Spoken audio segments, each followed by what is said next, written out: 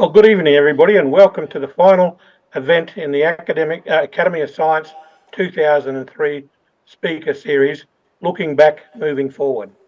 I'm Professor Tom Kelmer, an Academy Fellow and one of the conveners of this series, along with Dr. Jordan Pitt and PhD candidate Vanessa Sewell.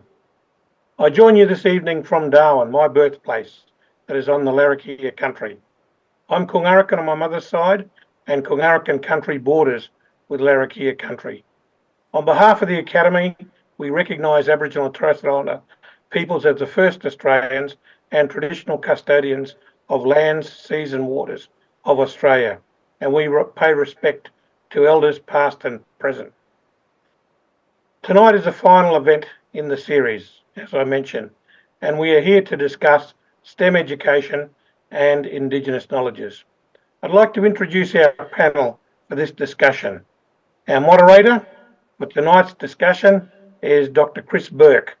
Chris is the Program Director for Indigenous Science and Engagement at CSIRO. He was to join us at our first event, but got stuck on a plane on the tarmac at Brisbane Airport. Fortunately, he's now sitting in Canberra.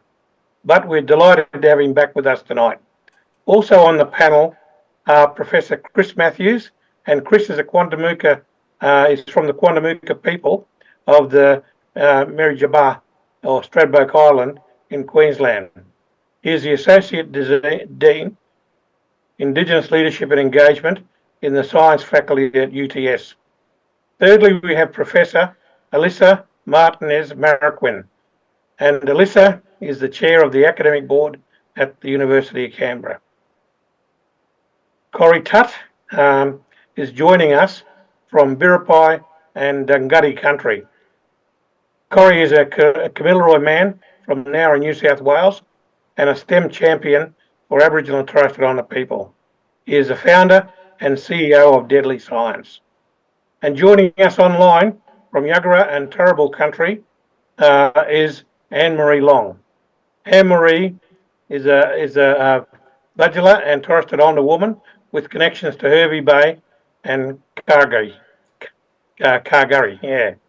She is a program manager and from Career Trackers High School program and national coordinator of the Youth Indigenous Women in STEM Academy in consortium with CSIRO. So I thank you all for being with us today and tonight's session. Invite you to be robust crew, all of you, both online and in person. And I'd like to now hand over to our convener, Dr. Chris Bourke. Over to you, Chris.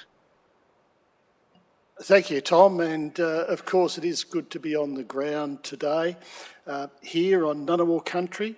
I'm a Kamilaroi fellow, and it's been my privilege to live here on this land for over 30 years. And I'll pay my respects to the elders, both past and present. I'd also like to mention, if you want to join the conversation on Twitter, you can do so by using the hashtag #IndigenousKnowledges. #IndigenousKnowledges. Questions from the online audience can be submitted by screening the QR code on your screen. And questions from those in the Shine Dome can be answered at the microphone when I call for questions. As Tom mentioned tonight, we're here to talk about STEM education and Indigenous knowledges. And now to start the conversation, I'm going to throw to Corey Tutt to tell us about his understanding and his thoughts about what Indigenous knowledge means for him. Over to you, Corey. First of all, Yama, everyone. It's really an honour to be here, and thank you, Uncle Tom, for your welcome, and Chris for introducing us. And you know, for me, First Nations science, Aboriginal and Torres Strait Islander science, is the oldest form of STEM on this country. 65,000 plus years of knowledge and knowing. But you know, for me, we tend to have like a, you know, this is First Nations science and this is Western science, and the two are different, but really in reality it's science. It's still science, but it's just through a different lens. And for my opinion, that when I look at First Nation science, it's more of a holistic point of view. So if you look at some of our knowledges that, if you look at fish traps, for example, it's not just about the fish traps, it's about the water pressure on, the tides or how the river flows to capture the fish. It's about sustainability. It's about the engineering. It's all of it, and it's all encompassing. Where I think Western science is still equally as good, but it's more objective. So it's more asking a singular question, where First Nation science is more of a holistic point of view. And I think it's really important to teach kids to see science and STEM through both lenses, because if we don't see science through both lenses, we kind of get this narrow vision of what science is.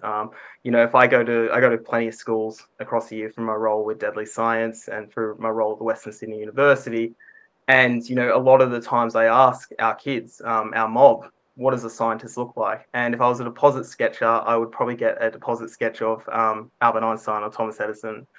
So we've spent generations actually teaching kids what a scientist looks like, but in reality, a scientist looks like every one of us here, and our people have been doing science for millennia.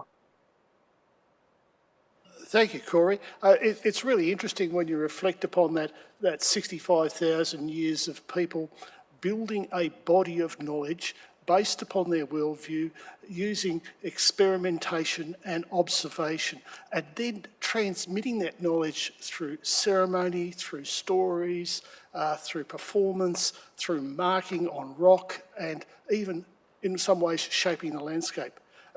Chris Matthews, you're going to have some opportunity to have thought about Indigenous knowledge and Indigenous science and what that means to you. What are your thoughts around this particular topic, and that just thinking about that 65,000 years of knowledge? Just to position myself. Chris, turn your microphone. Oh, sorry. Got to push the button. Just to position myself, I did a PhD in mathematics.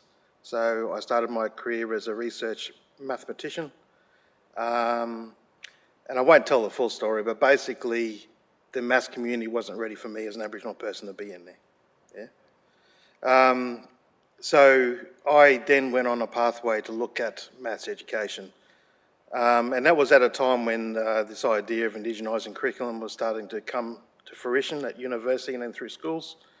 So I really wanted to delve more deeply into what it is about our culture in connection to the teaching and learning of mathematics itself.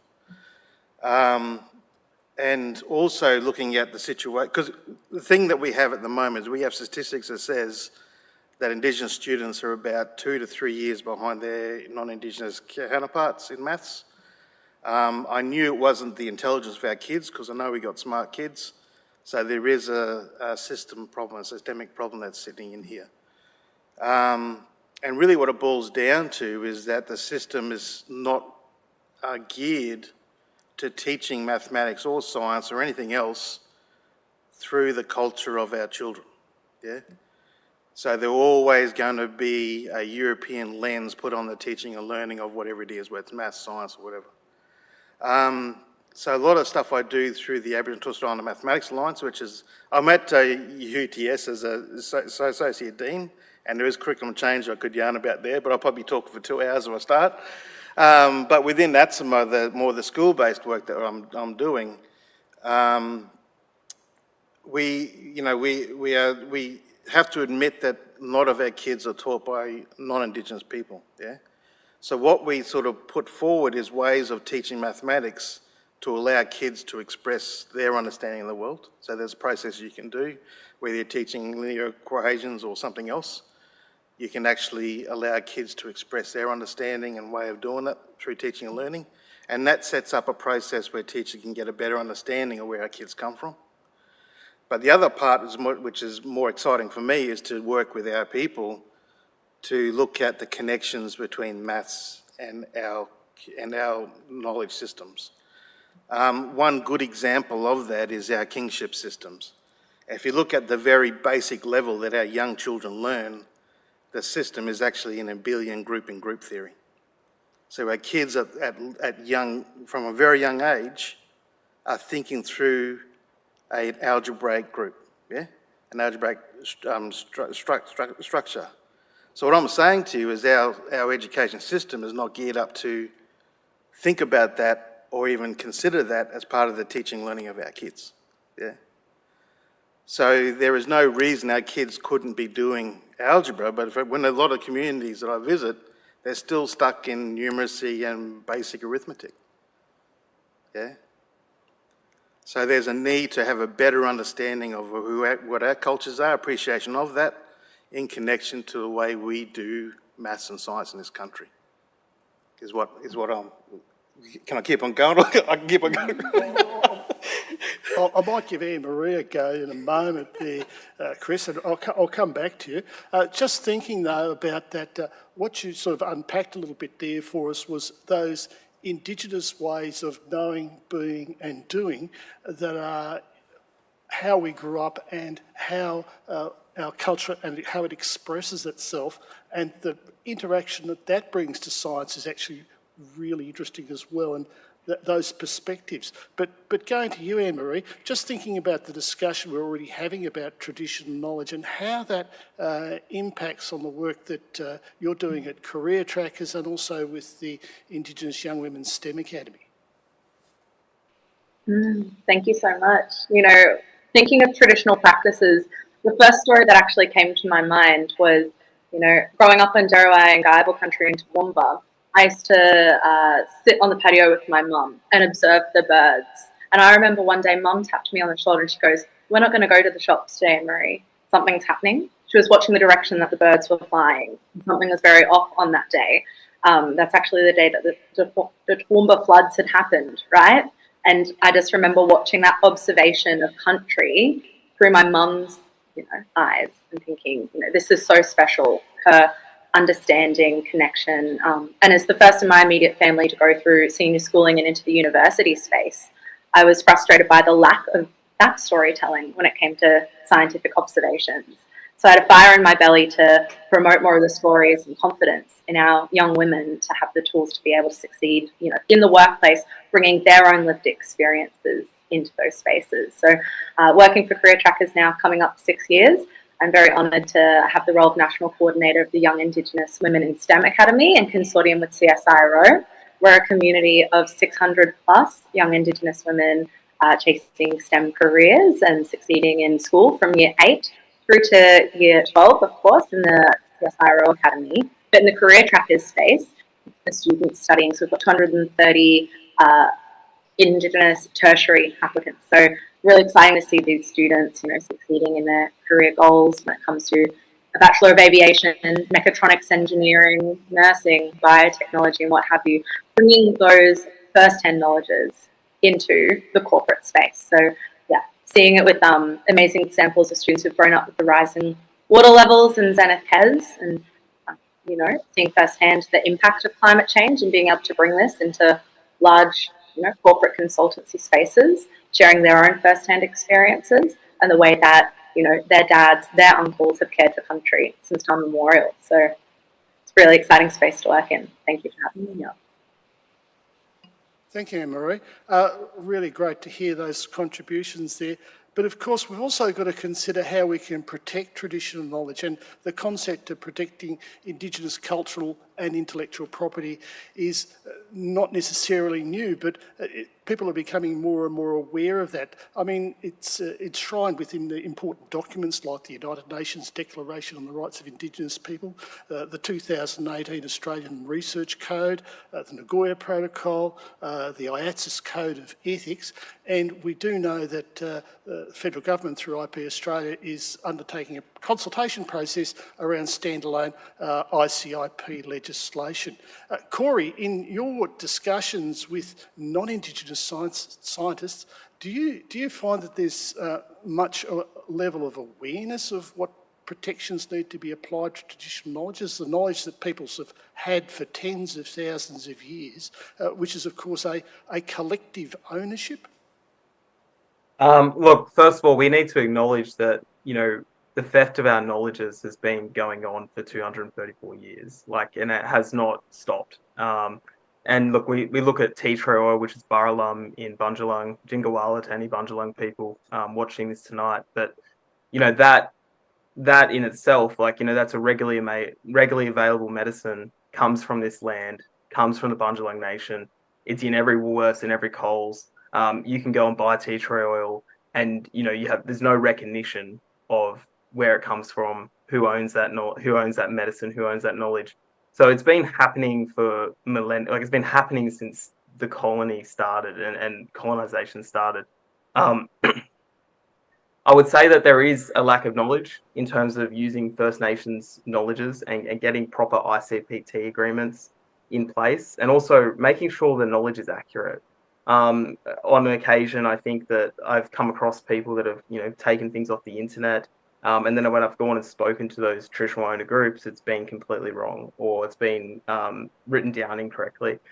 There is more of an appetite from researchers to ensure that they are being more respectful when it comes to using terminology and knowledge from First Nations groups, and bringing them in as well, bringing our traditional owners in. But there needs to be a lot more work done in the space, because our knowledges are to be like, they are there for our people to care for country. They're not about us. They're about the whole picture. Just like our science, when I said everything is holistic.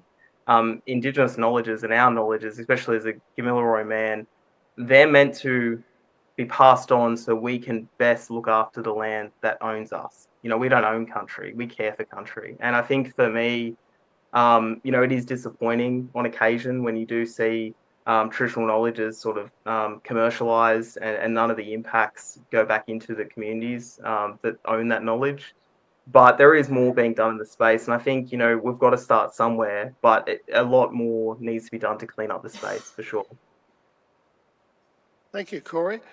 Just throwing over to you, Chris, to provide some insights from your perspectives around protecting Indigenous cultural and intellectual property.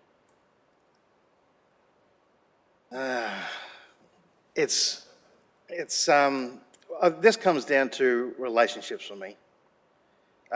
We've started this country, the relationship between non-Indigenous people and Indigenous people in Australia started with terra nullius, which means empty land. So the whole system denied the existence of us as a people.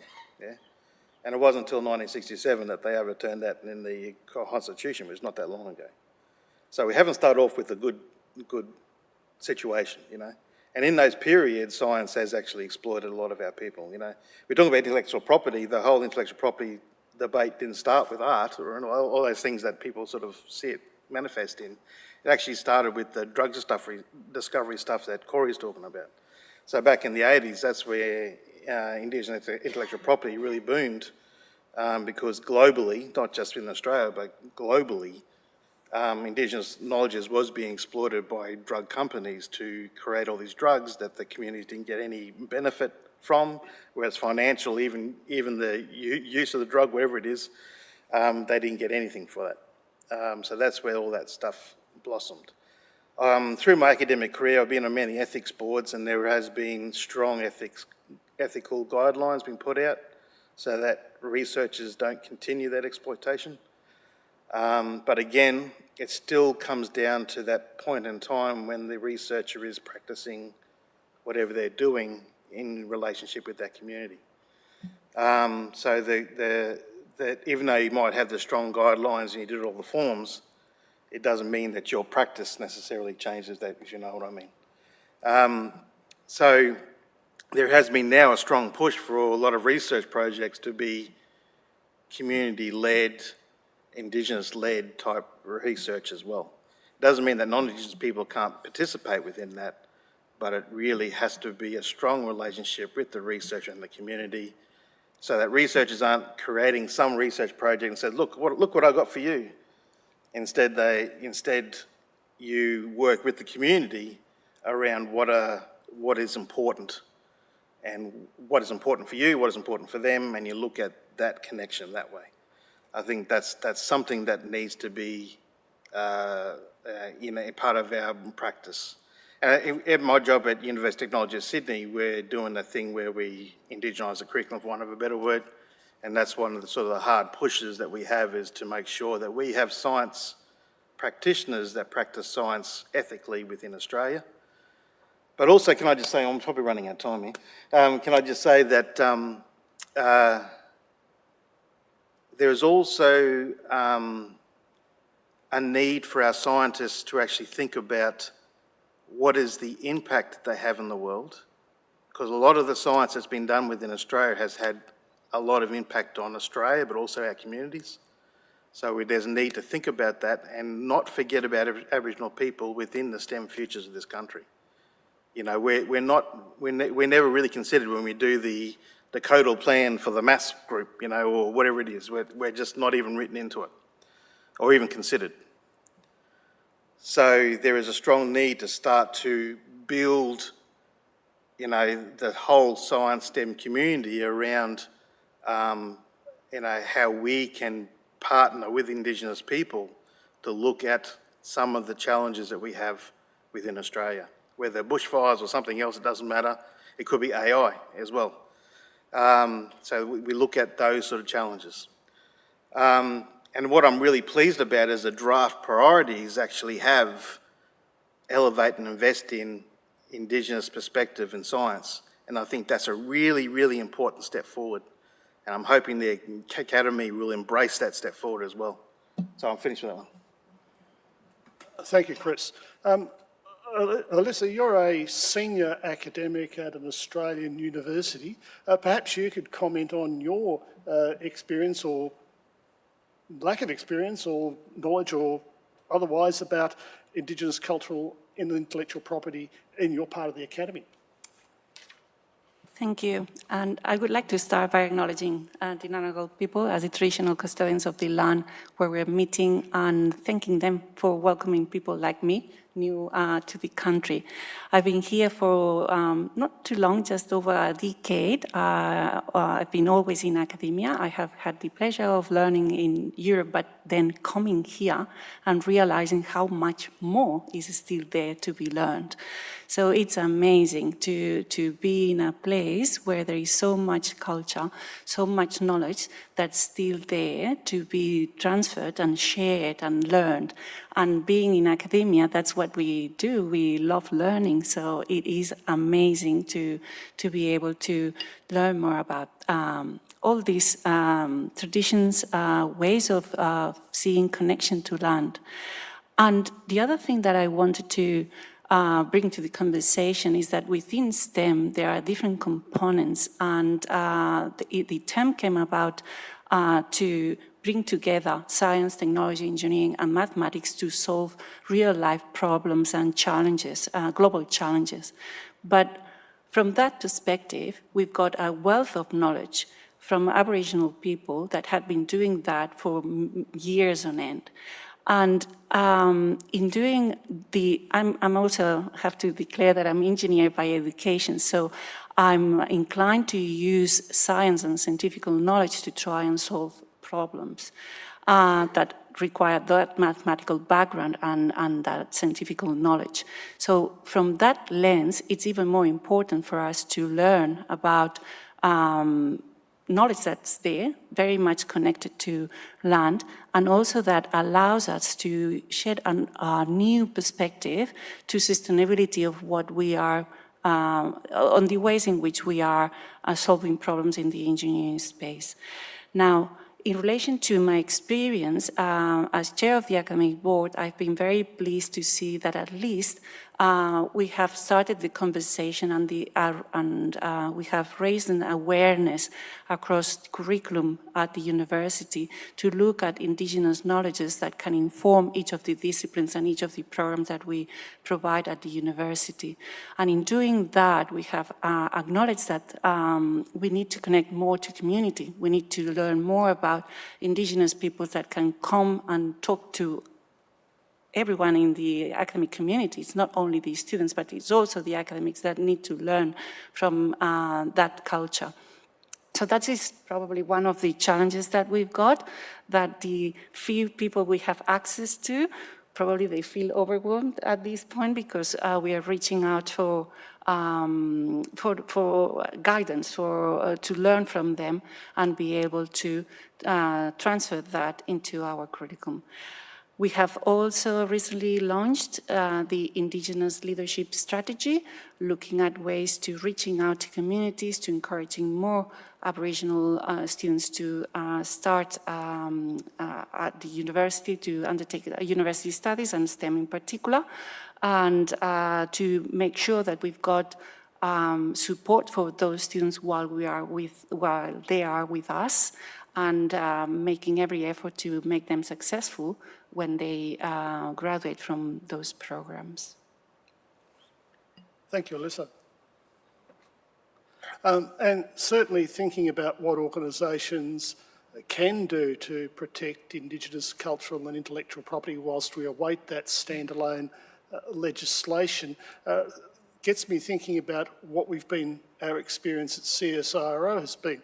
Certainly looking at about how we can honour those agreements that we're already part of, and thinking about how we can protect Indigenous cultural intellectual property, particularly using contract law in agreements that we make with Indigenous businesses or Indigenous groups that we are doing research with.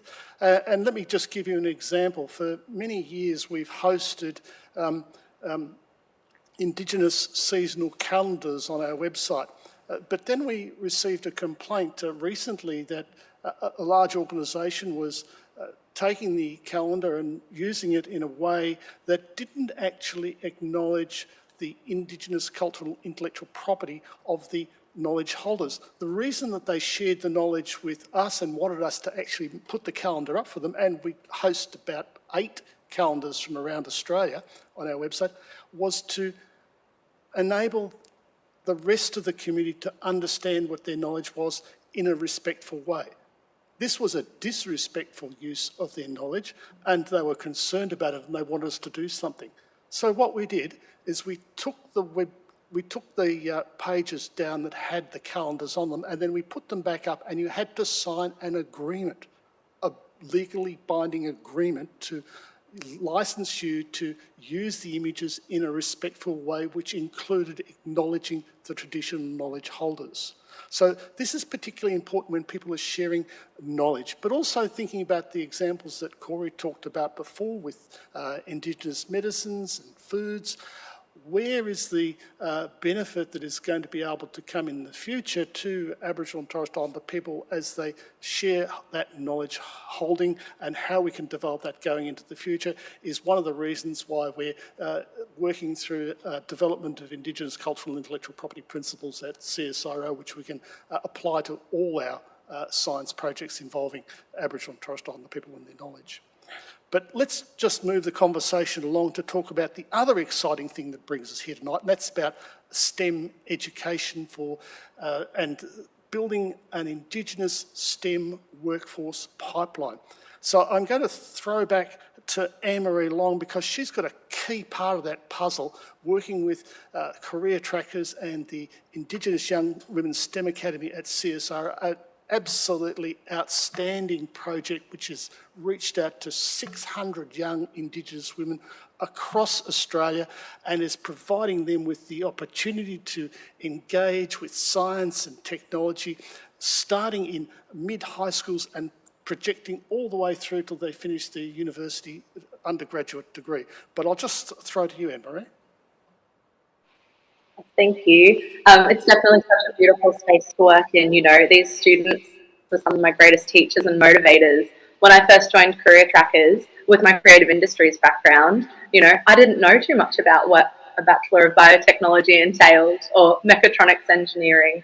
And what was really exciting for me was learning about the students, you know, who would lay down in their backyards and observe planes go past, you know, in far north Queensland and go, you know, is to become a pilot one day. And you're coming into these spaces, interning at Qantas and organisations where they're having meaningful real-world experience with incredible mentors, where they have the opportunities to be involved in projects that change, you know, some of the layover times that we experience in different flights. You know, these are the projects that our interns are experiencing. And it's really special seeing that full circle moment in our program where we have students in the academy in year 10 having a yarn with students in their second year of a Bachelor of Science, saying, hey, what are some of the tips and advice that you can give me at this stage in my journey to, you know, follow in your footsteps? discussing senior subject selection processes, confidence for interview skills, how to sit down and talk about what you're passionate about, what makes you tick. All of those skills that the women in the academy have learned over the years, and being able to have that reciprocity, which comes so naturally to us as a community. But then I see how that then propels the young women who are close to finishing their degrees, that extra motivation to say, you know what, I was able to share that story, or that time where I found that unit particularly challenging, what was it that I learned from that experience that I can then share with the next generation of young leaders. So it's fantastic to see the representation across Australia, from Hobart, to Far North Queensland, as mentioned, across to Bourke and Perth and beyond, using the stories. The recipe is so simple. The stories of our incredible leaders in their 3rd, 4th and 5th year of their degrees, sharing back with the Year 9, Year 10, 11 community. So yeah, it's been fantastic. Thank you, Anne-Marie. And Corey, you've also been doing massive things in this space with DeadlyScience. Can you just tell us a little bit more about that and the way that you've been, with your team, inspiring young Aboriginal and Torres Strait Islander people to consider science and a career in science and what it means for them? Yeah, I guess for me, I started sending books out to remote communities because I noticed how under-resourced our schools were, and I decided to do something about it. But it's a classic case of unlearning, right? I started off sending other people's resources to the communities, and now we've transitioned to actually building lab kits with the community. So we've got a program called Deadly Labs, which is really, really cool, where we've got elders actually teaching our kids how to make bush soap. And then we're taking that back into the lab and comparing the bush soap with commercially brought soap to compare how they kill germs and things like that, which is really cool. It's led by the kids. So when we go into a community with this project to build these kits, we ask the community, what is something you really want to teach the kids? And we maintain that cultural element. And that kit stays in that community, which is really, really important. So it puts the STEM back in the kids' hands. We still send all the resources. We go out to schools. We run workshops. We run a really cool project, which a number of fellows from the academy have been involved in, called Deadly Learners, where kids in Jill Cominion and the Kimberley, they'll get access to a paleontologist or an astrophysicist. A lot of those researchers and STEM professionals are Indigenous as well. We get non-Indigenous professionals as well, so people that tag sharks for a living, things like that. Just giving our kids the exposure to those STEM careers is just really important. Personally, I write books as well around Indigenous STEM because I want kids to see our people as scientists and grow up with that as well. I think it's really important to acknowledge the work that ASMA does and a number of other organizations in this space as well. It's not just DeadlyScience. We're an ecosystem of STEM organizations trying to do stuff. So even for looking at what Anne-Marie does, and CSIRO, if we don't start at the grassroots with primary school kids, ultimately the talent pool going into the Women in STEM Academy is going to be limited. So we really do need to work together to really solve some of these issues. And some of them are issues for a lack of resources. Just to quote what Professor Chris Matthews said, our kids aren't silly. They're very, very intelligent. And a lot of the time, it's the lack of opportunity or the lack of resources, or the lack of, and a lot of people that I meet have this, including myself sometimes as well. There's a lot of self-doubt, like, oh, wow, when you speak with these kids, they go, wow, I can do STEM. It's not this far-reaching thing. I really hate the word outreach as well. As someone that works in this space, often non-Indigenous organizations will go into communities and they'll call it outreach, but it's not outreach, it's engagement. I think we should change the terminology around how we speak about our communities and our kids as well. Come from a real strength-based model, because our kids are great. I can speak probably, everyone that works in our space, every day, our mob are bringing smiles to our faces because our kids are so brilliant, and so are our elders as well. And if we come from a deficit model, then we're paddling upstream. We should be coming from a place of strength, and we should be celebrating these people. And as Australians, as everyone, should be celebrating our people because we are the first scientists. Thank you, Corey. And that bit where you talked about inspiring kids to think about a career in science, I mean, I was just remembering a conversation that I was having last year with one of our most respected Indigenous scientists working in brain cancer research at the Walter and Eliza Hall Institute in Melbourne, and that's Associate Professor Misty Jenkins. She was saying, well, look, these days kids know what it's like to be, that there are Indigenous doctors and teachers, dentists, lawyers, but that you can make a career as a scientist and a researcher and you can feed your family. That this is odd and strange. So really engaging with young people and inspiring them is really fabulous to hear that both yourself and Anne-Marie are really devoting yourselves in that space. But of course, what we're trying to do is get young people to think about coming to university. Now we know that there's about 400 Aboriginal and Torres Strait Islander STEM graduates every year from Australian universities. And I'm not talking about in health sciences, I'm talking about in physical sciences, engineering, IT, those non-health sciences graduating from Australian universities. But thinking about that's starting to build a significant pipeline for this country. It's small, but it's constant. Alyssa, at University of Canberra, perhaps you could talk about some of the work that your university is doing to be able to support those students during their undergraduate careers.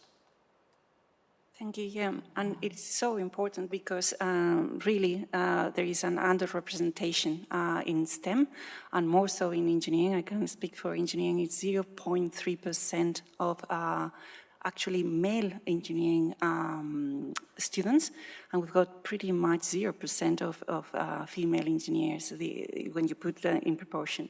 Nearly, it's not zero, but nearly. So there is a lot of work to be done there.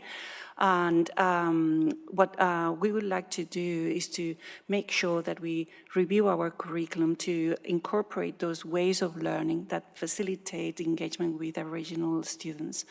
And also to incorporate, as we were mentioning before, as much as possible the knowledges of that long history of the Aboriginal community. It is really necessary to start having some role models. So the work that we are hearing here is amazing to get this ball going. And as soon as there are some Aboriginal graduates that go out and make that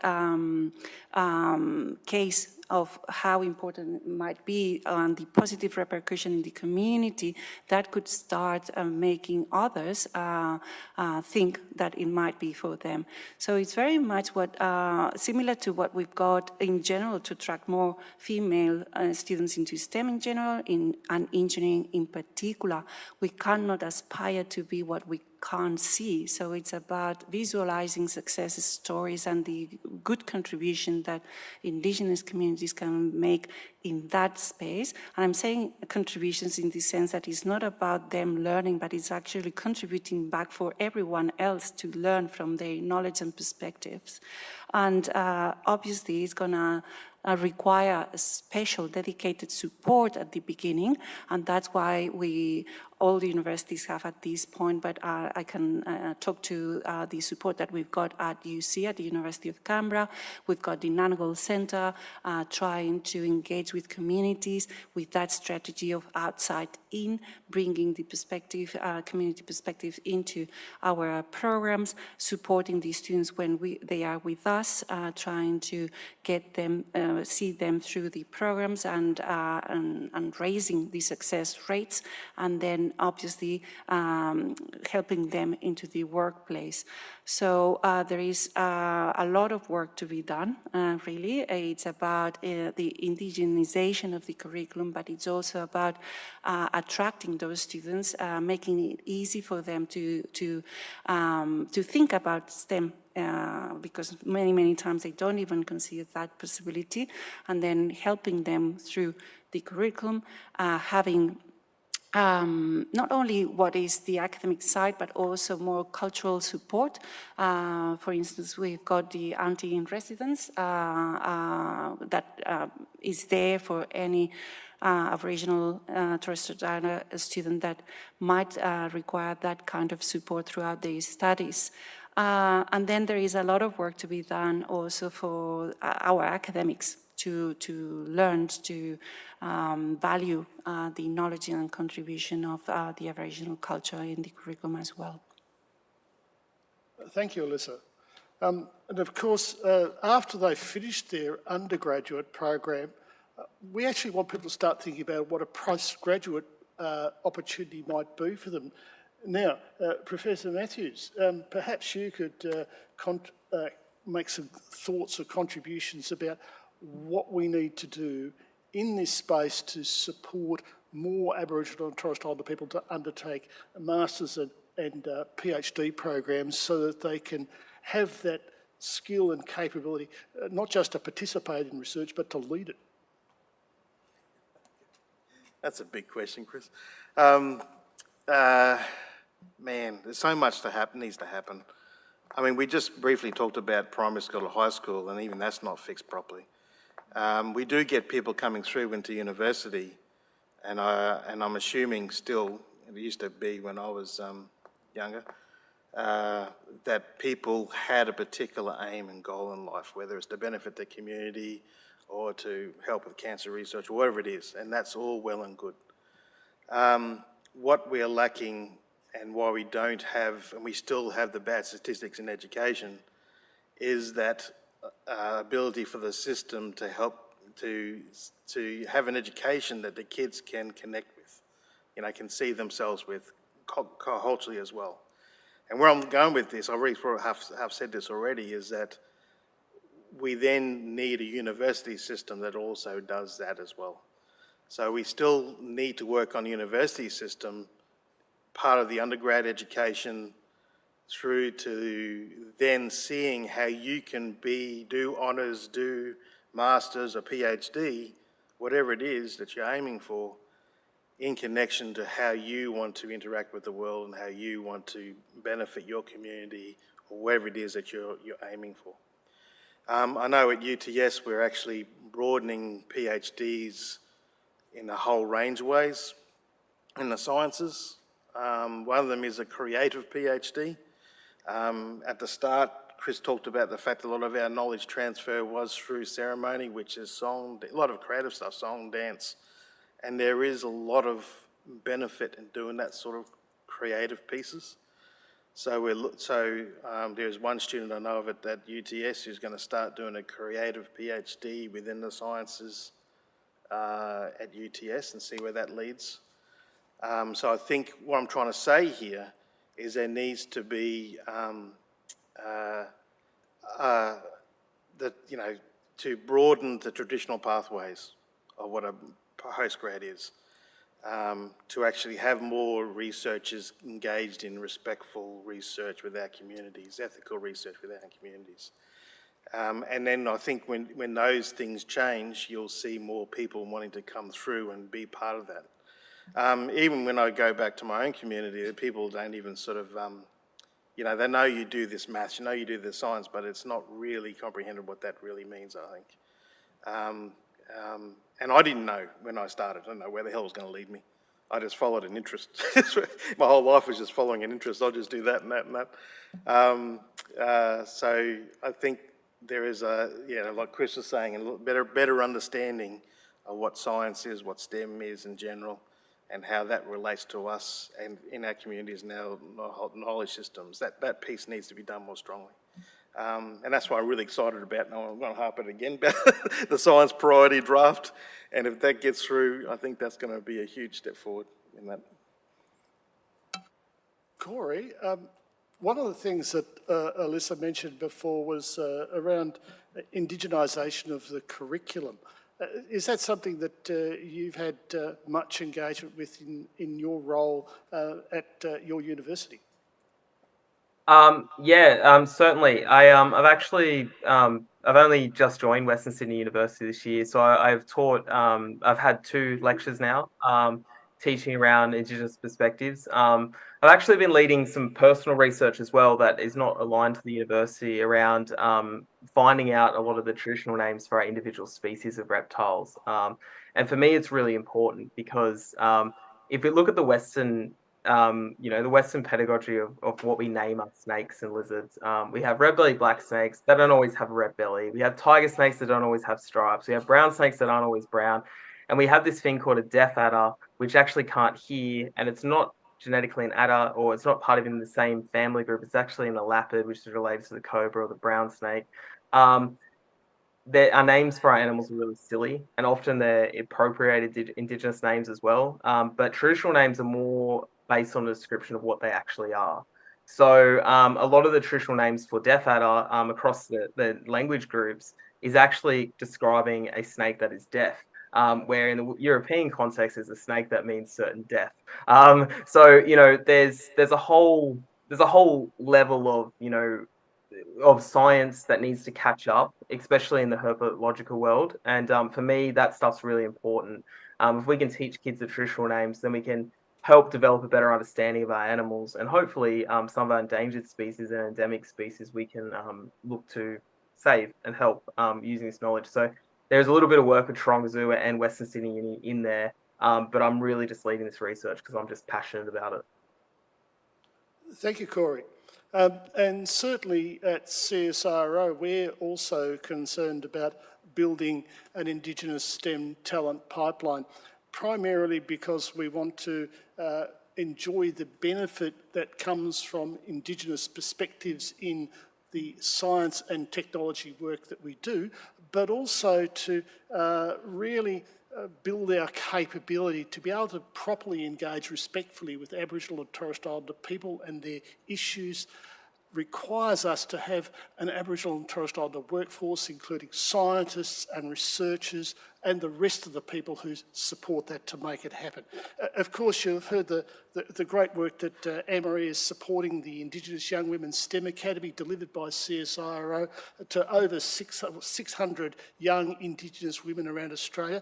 That academy, which has been going for several years now, is actually delivering profoundly successful results for those young women. And we're now actually starting to see some of them graduate from university and come and work at CSIRO, which is absolutely fabulous. Last year, we established 11 scholarships at Australian universities that have had the best success rates in graduating Indigenous students through science and technology. Then we've also launched a graduate program earlier this year where we enabled 20 recent STEM graduates to come and work at CSIRO on a series or project which enables them to understand what it might like to be having as a life as a researcher or as a scientist, really getting through that, cutting through that idea that Mr. Jenkins talked about people don't know what it's like that you, it's a career, it's an opportunity, you can feed your family. So we're giving them 18 months and then transitioning them through the Indigenous Research Grants program that we've established into either a HDR or another opportunity at CSIRO, or an opportunity elsewhere within the Commonwealth science space. Another thing that actually occurred to us also is that there's a whole bunch of community researchers, which is Northern Australia, are called Indigenous Rangers, and those people have been saying, some of us actually want to mix it in academia. So where is the pathway for us? How do we start to build a pathway for people in community with not the kind of formal education that the usual university undergraduate has, to be able to get some form of qualification which enables them to be engaged in this work. And I was pleasantly surprised recently on a visit to Charles Darwin University, talking about some of the people who are working with them, to see that some people have got 11, 12, 13 publications to their name. I'm starting to say, well, where's your qualification by publication happening here? What can we do to support people to be able to use those existing vocational and educational training pathways, that adult education pathway, into starting to build a career through a university? It's going to be a long and tortuous pathway, but it needs to be made available for those people who are interested and engaged in that space and who are doing work and have actually really building the careers there. So we'll probably just draw our group conversation to a close there and throw it over to you, our audience, and start asking who has a question for the Brains Trust that's with me today. Or would I just wait for the microphone to come, and that way the people online can hear as well? Thank you very much. Corey, a question for you. If we look back historically, Captain Cook arrived on what was nominally a scientific voyage. The ship was full of naturalists, botanists, astronomers, etc., etc. What was it in their Western view of science that made them unable to understand the scientific view of the Indigenous people? They were at Botany Bay for a week. They were at Endeavour River for 48 days. They travelled across the Pacific. They sort of got Tahitian culture. They sort of got Maori culture. Didn't have a clue when they got here. I mean, I don't have a DeLorean, but I can probably point at their egos. But I think, you know, the most, again, it's the way, the lens of how they saw science to how Aboriginal and Torres Strait Islander people see science. I think they were unable to see the holistic picture. And I think there's a lot of, like, the thing is that, you know, in Indigenous science and our culture, like as Australia as we now know it, is not a new thing. If you've ever wondered why black cockatoos mean rain, it comes from black fellas. You know, if ants are in your house, it probably means two things, right? It means that you're a grub and you don't clean your kitchen properly, but it also probably means it's going to rain. That all comes from First Nations people in this country. So it's always been around. So they knew that our people were sophisticated people. They just didn't want to acknowledge it. And it might have been because of their egos. Like I said, I don't have a DeLorean. I can't go back in time. But it's probably an ego thing. They wanted to say that they discovered Australia, you know, that we were an unintelligent human race. And that's all about control. And Australia's, like, this country is full of resources, and that's probably why. Thank you, Corey. Next question.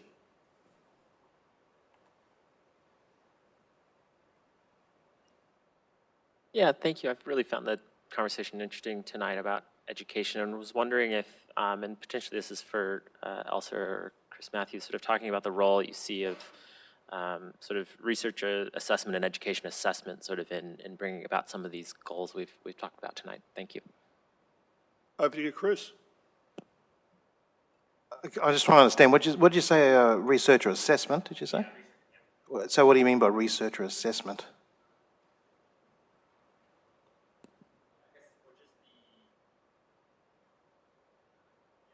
In terms of progressing through PhD or master's students, how we're assessing research today, whether it be from funding or through that education, and sort of what changes we need to see in that, as well as update. You know, we've talked about updating curriculums and decolonizing the curriculums, but then also sort of on that other side of the assessment on that side.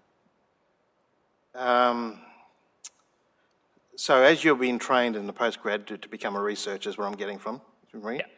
Yeah. What my thinking was about UTS when I was doing the stuff there, I still am, I should say, is science has a bad practice from my point of view of seeing the world as their problem in the lab, yeah? And not being able to answer the question effectively as you're being trained,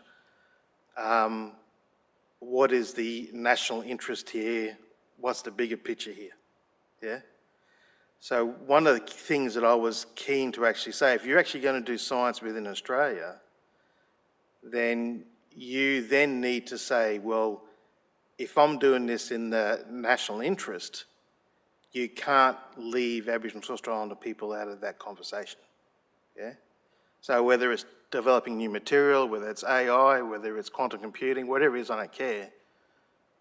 If you're leaving Aboriginal and Torres Strait Islander people out of that consideration, then you are effectively still implementing terra nullius, yeah? So I suppose what I'm saying to you, what I was instituting even through our honours program is that part of their lit review, they had to delve into Aboriginal issues within the lit review, of no matter what science they were doing. Yeah. So what I'm trying to say there is they're building the skills and capacity to think about this connection between what is science, what is our Aboriginal communities, and hopefully that will then grow into what is the connection with our knowledge systems. Just as a quick example too, I said the kingship system was a Abelian group, and one of the underlying mathematical principles of quantum computing is our Abelian groups. So the teachers there were really keen to actually delve deeper in that because they always struggled to teach that part of the mathematics. And they thought that if there was such there's a whole society built on this that's connected to people, that this could be also a vehicle to actually better teach that aspect of quantum computing. Yeah. So I suppose what I'm trying to say, it's hard to it's hard not just to assess as you go along, but actually build it into the program that again will be assessed in the end about how well you make those connections in some form. I hope that answered your question. Can I just say one thing too about the gentleman? Yeah, I think you really got to think about where their thinking was at that point in time. And I think Corey hinted at it, but at that time, you know, there was a time too where evolution was a real new thing, from my understanding, and then that actually got applied to our people. So we got that Darwinian evolutionary idea coming in that said that Aboriginal and Torres Strait Islander people were the most primitive people on the planet. And even the conversation through Australia was, these people will die out because we're the next step in evolution. That was the thinking of the time.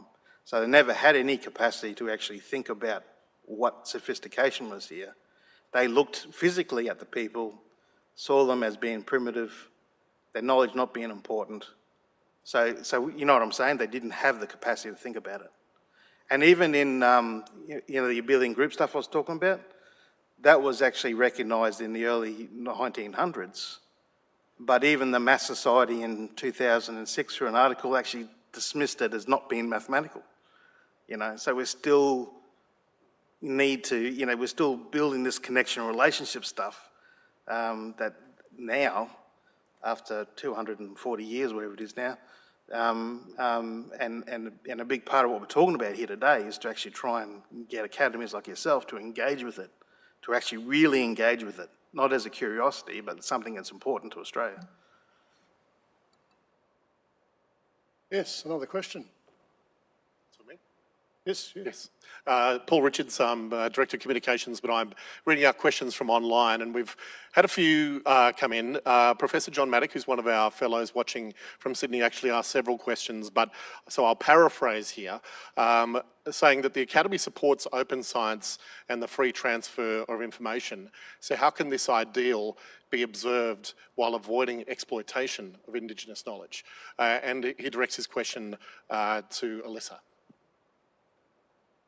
Yeah, complex one, really, because definitely there is an interest in sharing, and science is about that. It's about publication, about sharing knowledge and checking with community and building collective knowledge. And that definitely needs to be looked also through the lens of the rights of Aboriginal people to preserve and have their knowledge valued and recognized in the first place. So tricky one. I'm not sure I've got the answer really. But acknowledgement is always something that we do. So looking at ways in which it can be acknowledged, shared, but with that acknowledgement attached to it. Corey, you've got you were nodding there, I noticed. Have you got something to add to that point? Yeah, it is a difficult question, but I guess the main thing for us is that we need to ensure that, you know, our knowledges and our cultural IP is ultimately benefiting our community, because for a long, long time, and it still happens today, that our knowledges are kind of used to benefit non-Indigenous Australians rather than the communities that they come from. And I think that, you know, there's a lot of great work being done in the space. I mean, Terry Jenke's been a leader in making sure that cultural ICPT agreements are in place and giving us framework, but a lot more needs to be done in this space. Because our knowledges are worth, we've got to understand that traditional knowledges and cultural knowledge, even today, is worth so much to our economy. One of our greatest exports, again, teacher oil. Our art is an export. Our people are often the last to get paid. They're often the last people to get acknowledged. Simply, look, even some of the species, right, in ecology, I look at papers daily, collecting samples on country, simple things like that, acknowledging where you actually got the sample from, and the traditional owners of that space. That's often not done, or even using, asking the traditional owners for the language name of that animal when you take that sample of that plant. There's things on the micro level that can be done to give proper acknowledgement to traditional owners and First Nations people, but it simply doesn't get done, and it doesn't get done at a low level, and it also doesn't get done at a higher level. So it does on occasion get done, but it's not widespread enough. Next question.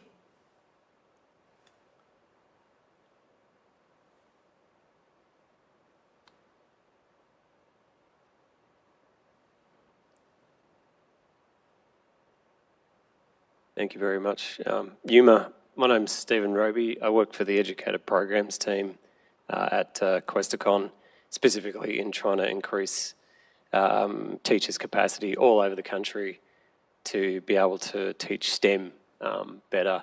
And two-way learning and First Nations perspectives has become sort of a major component of that, particularly over the last year. And all the teachers I meet around the country, quite often they're really enthusiastic to actually build First Nations perspectives and pedagogies into their teaching.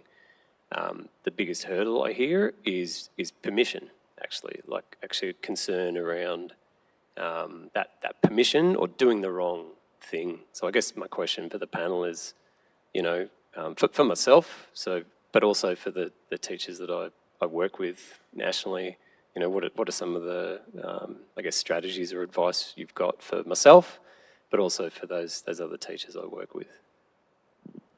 Thank you. Great question. And I'll throw to Corey to start with, and then probably get Anne-Marie to comment as well. Yeah, look, I have similar conversations with our teachers across the country as well. It's why I wrote a book called The First Scientists, to help our kids, and our teachers have a resource that explained how our people did science. I also worked with the Aboriginal communities in that book to get them named. So Radjuri Mob looking at bush ovens and the science around bush ovens and things like that. And that's the hardest thing is that a lot of teachers are thrown to the wolves, and they don't they're expected to teach Indigenous perspectives in the curriculum, but often they don't have the skill set or the knowledge, and they're not really taught that in the university sector when they graduate to actually go and approach an Aboriginal Lands Council or an Aboriginal elder that lives in the community, or some communities don't actually have the people to come into the school, or an Aboriginal officer. So we've got to also have the mindset that, for a lot of teachers, especially in metro areas, they might not have the cultural, they might not have the cultural person in their community to actually come in and help the school and learn with that perspective. So teaching Indigenous perspectives in the curriculum, I guess, one of the ways that I engage our mob in STEM, and this is a really important thing, is that, often when you send a science book to a community or you go to a bookshop, you pull it out, the kids that you actually see in those books are kids from the United States, or they're kids off Shutterstock. I always cringe when I see photos that I've seen on websites that have just been taken off the internet that people buy. We've got to start including our kids in the story of STEM. Kids, there's a saying that was said earlier tonight, you can't be what you can't see.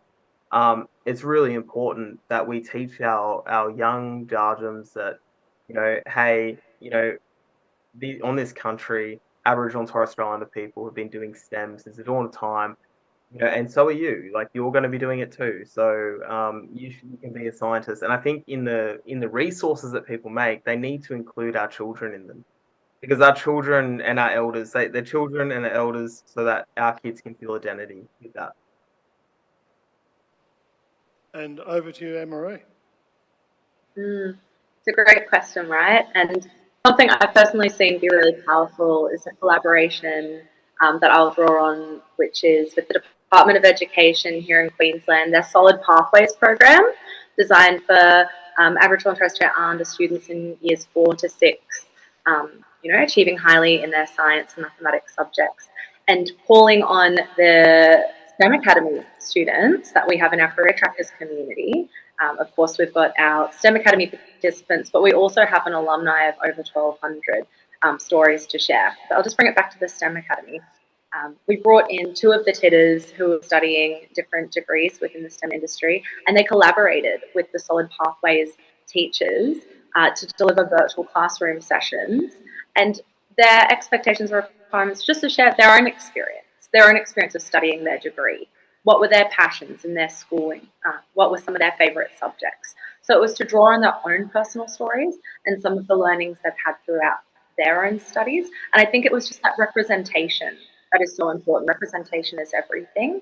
So for these young ones to be able to listen to, a student who grew up in Longreach, who had a passion for looking after her pop's farm and ensuring that was going to be okay for her grandkids one day, she was able to draw on that story and then talk about the pathway that she followed through her tertiary studies. So, of course,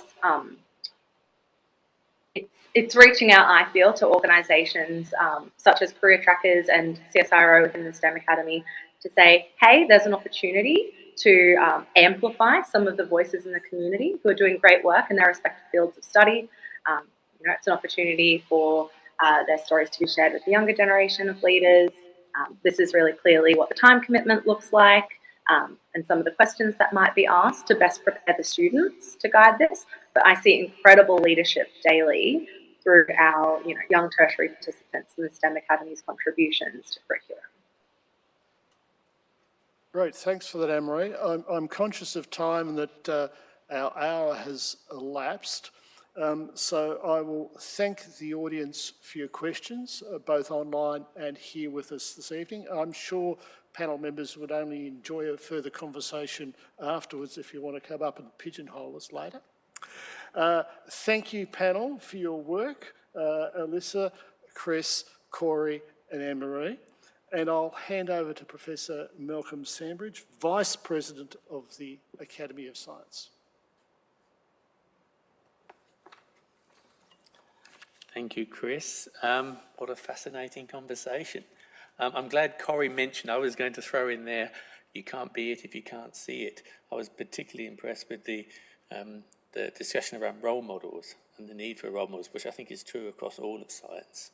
I mean, it's so important, but I think perhaps we've seen some role models this evening, so maybe the future is in better hands. Okay, so my job is to thank the panellists for being with us tonight. So thank you for your openness and for sharing us and challenging us. Tonight and across the whole series, this is the final one of the year, we've heard from remarkable Indigenous researchers and advocates. It's been challenging, I think uncomfortable at times, but essential. We hope the conversations and collaborations continue well beyond this series, as I'm echoing Chris's comments there. So I'd like to bring up on screen our 3 conveners of this series, and there they are, Jordan, Vanessa and Tom. So a huge thank you to Professor Tom Karma, Dr. Jordan Pitt and Vanessa Sewell. To be Dr. Vanessa Sewell. For all your work throughout this year and to assist and advise the Academy to help deliver this series. Very much appreciated and thank you so much. Your knowledge, experience, wisdom, support have been invaluable to the Academy, and everyone in the Academy is grateful. So this series has been a look at the deep and rich history of Australia, scientific exploration over many thousands of years has been mentioned several times. And for 2024, we'll continue looking at the history of Australian science, but this time through the lens of the Academy of Science. Next year, as some of you may know, is the Academy celebrates its 70th anniversary. The public speaker series will focus on the science of the early fellows of the Academy, what some of the major developments have been in the last 70 years, and also a peek into the future. It will occur across geology, virology, astronomy, and more, and will trace the history from landmark discoveries to the present cutting edge of Australian science. Along the way, we'll meet the Academy's iconic early fellows who helped shape the Australian science, from Oliphant to Fenner to Mawson. Throughout the series, we'll hear from current fellows and early and mid-career researchers to highlight the Academy's rich history and to look at what comes next. So I hope you'll enjoy and join with me in that 2024 series. So thank you for joining us tonight, both here in the Shine Dome and online, and we hope you'll join us in 2024. Thank you and good night.